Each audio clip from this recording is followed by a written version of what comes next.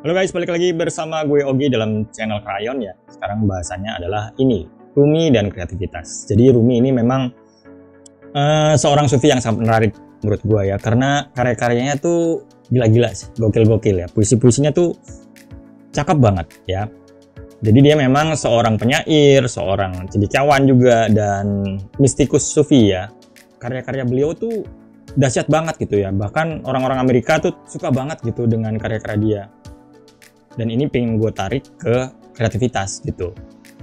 Kalau teman-teman nyari di Google Sufi gitu ya, itu banyak banget quotes-quotes dia atau puisi-puisi dia itu yang keluar dalam bahasa Inggris. Sampai sekarang pun kayaknya dia masih disukai gitu, karena memang kata-katanya tuh puitis banget dan dalam.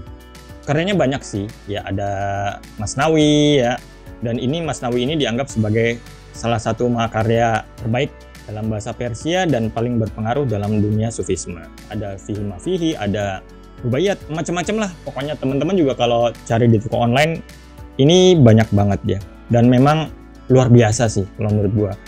Pun kalau teman-teman nggak mau beli bukunya juga lihat di Google aja gitu ya, atau di Instagram ada kok sufisme atau apa gitu, itu quotes-quotesnya itu banyak keluar ya, dari Rumi. Jadi beliau lahir di tahun 1207 gitu ya, dan karena seorang pujangga besar gitu ya, jadi di makamnya juga dibangun patung beliau ya, di Turki sih, di kota Konya, dan dijadikan museum, dan sampai sekarang ya tetap banyak dikunjungi turis-turis ya, karena memang orang besar sih.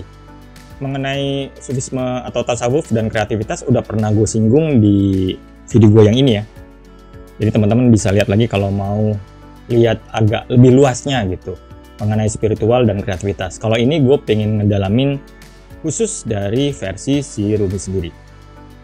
Nah, apa sih konsep-konsep yang nyambung gitu ya, atau ada benang merah antara Rumi dengan kreativitas? Yang pertama ini ya, kreativitas itu dianggap sebagai aliran ilahi atau divine inspiration.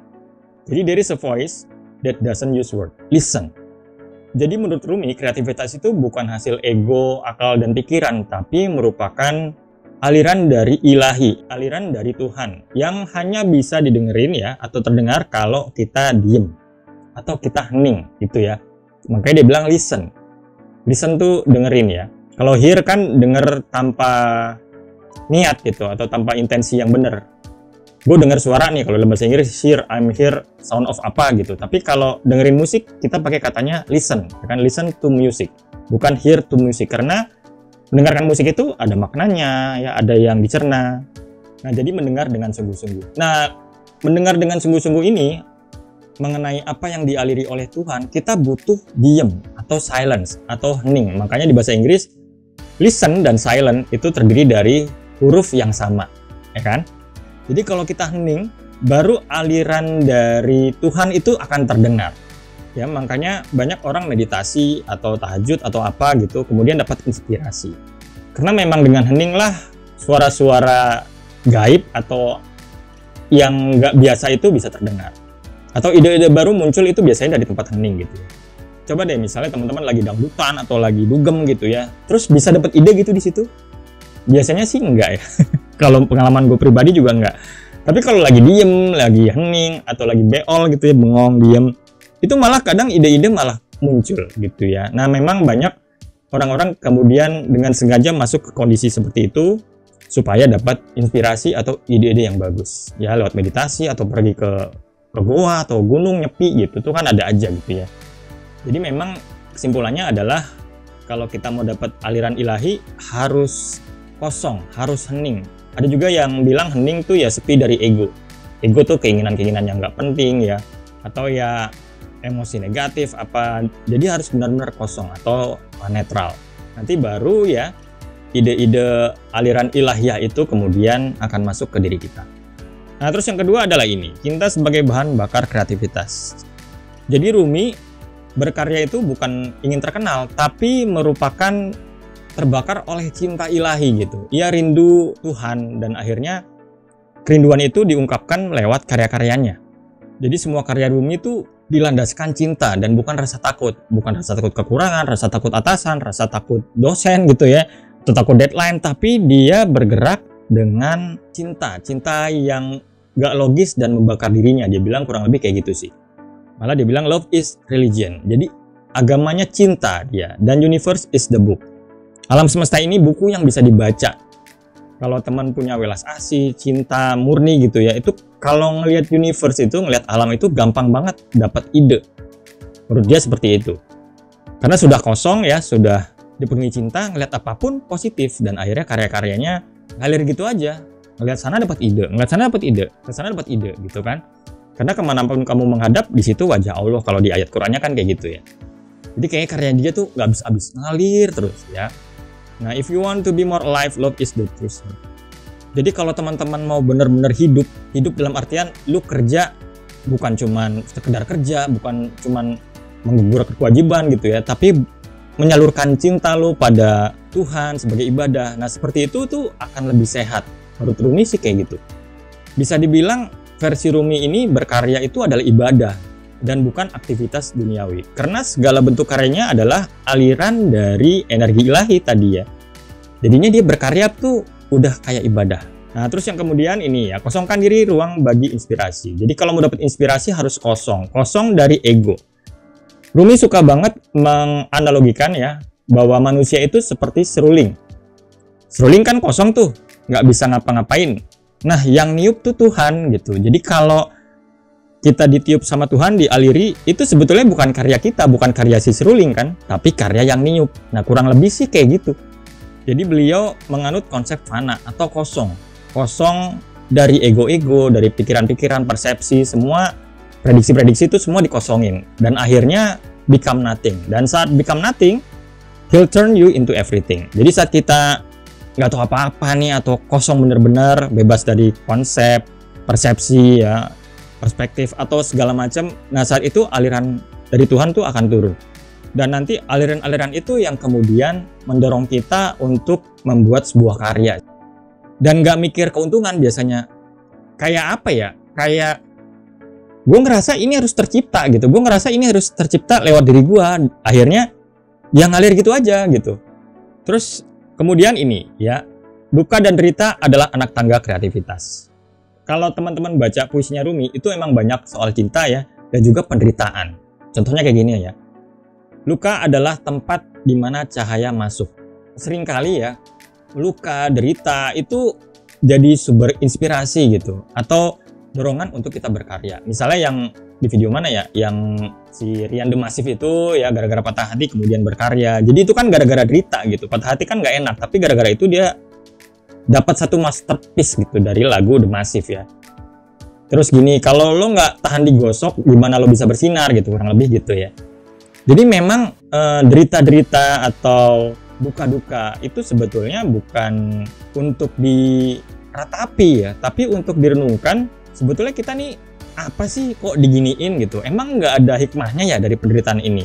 Dan itu kemudian mendorong seorang untuk berkarya gitu, untuk penyaluran. Karena memang ada teorinya yang bilang kreativitas itu ya, atau berkarya itu adalah penyaluran dari duka ya, atau emosi-emosi negatif. Itu ada juga. Malah dia bilang you have to keep breaking your heart until it opens. Memang yang bisa membuka hati itu ya penderitaan sih. Kalau orang senang-senang terus biasanya hatinya malah ketutup kebanyakannya.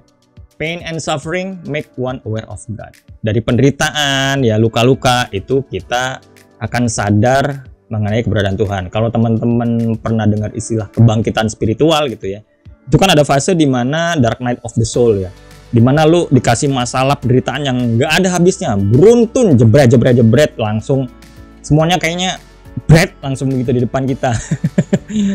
Nah itu akhirnya setelah melewati masa itu biasanya orang bangkit gitu spiritualnya, egonya hilang ya, terus kemudian banyak ide-ide yang muncul secara lancar ya. Kalau bisa lewat sih, memang agak serem juga gitu. Bisa orang nggak keluar dari situ karena looping, nggak menyadari dirinya, nggak menyadari apa sebenarnya gitu hidup ini, nggak mempertanyakan.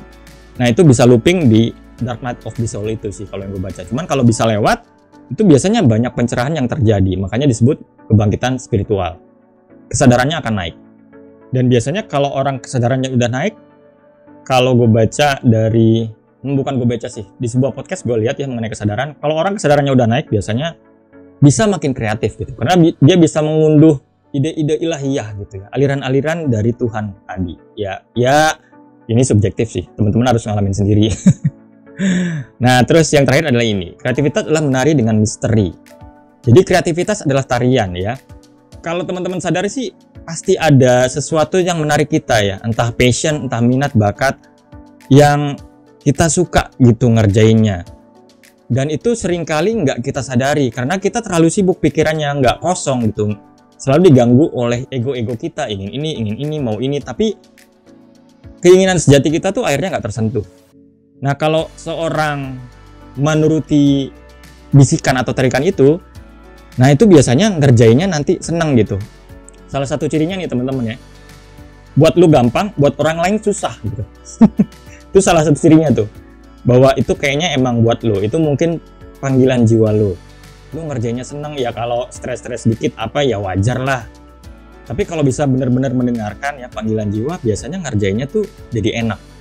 Entah mau viral, mau kagak, pokoknya ini kayaknya gue harus ngerjain ini aja, kayak gitu. Jadi berat sungai ngalir terus.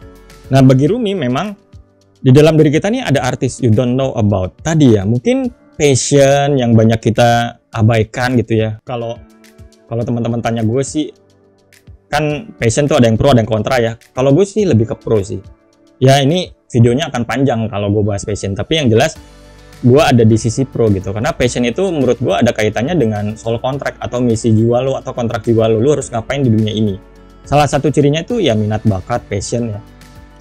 Kalau udah tekun di situ gitu, dari energi yang tadi nggak diketahui apa, terus kita jadi mau melakukan sesuatu, itu kalau diturutin ya ibarat sungai sama tarian. Jadi menurut Rumi, kreativitas itu adalah menari dengan gerakan alam semesta. Tanpa kita tahu kita nanti akan sampai di mana. Pokoknya tiap hari ada sesuatu yang kita bikin aja terus. Nah, kreativitas kayak itu. Tiap hari dia kayak gitu nari-nari, nanti ya nggak tahu sampai di mana gitu. Tahu-tahu biasanya, wah gue udah bikin karya segini banyak. Wah, ada orang yang suka sama karya gue, gitu-gitu. Nanti kalau emang bener itu misi jiwa, ada aja tuh hal besar yang kemudian terjadi pada kehidupan lo. Entah itu berubah, entah tahu nanti dapat apa, dapat project apa gitu dari hal yang lo kerjain tiap hari itu. So sekali lagi, kreativitas menurut ini adalah tarian dengan ketidaktahuan. Menari dengan gerakan alam semesta dan kita nggak tahu nanti kita akan sampai di mana dengan tarian itu, atau siapa-siapa yang akan terhibur dengan tarian kita. Jadi ya udah nari aja tiap hari gitu. Sebagai aliran dari ilahi. Makanya kan kalau tarian sufi muter-muter terus gitu ya. Nah, kurang lebih kayak gitu sih. Itu ada maknanya sih, tapi gue lupa. Tapi ya teman-teman bisa googling sendiri lah. So kalau balik ke aliran dan artis yang kita nggak tahu di dalam ini, yaitu passion sih menurut gue ya. Kita nggak tahu bakat kita sebelum kita mencobanya gitu. Sebelum kita benar-benar coba dengan serius, terus salah, gagal gitu ya, nggak akan ketemu sih. Passion itu produksi hati ya, bukan produksi pikiran. Teman-teman nih, terutama yang masih muda ya, yang masih bingung, passion gue apa sih? Passion gue apa sih? Kalau lu cuman mikirin sampai kiamat juga lu nggak akan ketemu passion lu apa. Coba aja pikirin deh, passion gue apa ya? Passion gue apa ya? Itu nggak bisa ya, tapi harus dicoba dan dirasain, karena passion itu produk hati. Jadi coba satu hal, pilih satu hal, coba serius di situ gimana rasanya, enak nggak gitu. Kalau nggak enak, ya mungkin bukan di situ. Tapi cobanya harus serius, karena kalau nggak bisa, nggak ketemu enjoyment atau joy di situ gitu ya. Dan biasanya kalau passionnya udah ketemu, terus egonya hilang, itu ide-ide atau inspirasi bisa lancar masuk. Kurang lebih gitulah versi Rumi ya, atau versi tasawuf atau spiritual mengenai kreativitas. Oke, itu aja untuk video kali ini. Terima kasih sudah menonton. Semoga bisa bermanfaat. Wassalamualaikum. Bye.